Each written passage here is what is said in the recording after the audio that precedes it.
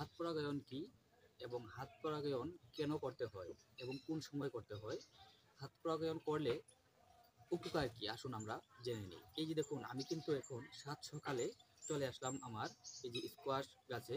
এখন আমি হাত পরাগায়ন করব।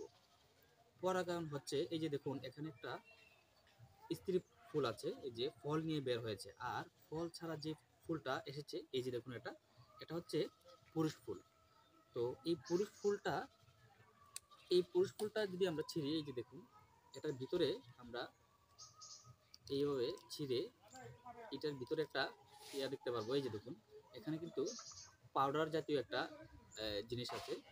এই পাউডারটা আমরা যদি স্ত্রী ফুলের এই যে ভিতরে, এই ফুলটা একটু ইয়া করে এই যে ভিতরে আমি দিয়ে দিই, এইভাবে লাগিয়ে দিই, তাহলে এই ফুলটা আর ঝরবে না, এই ফলটা পুষ্ট হবে, বড় হবে।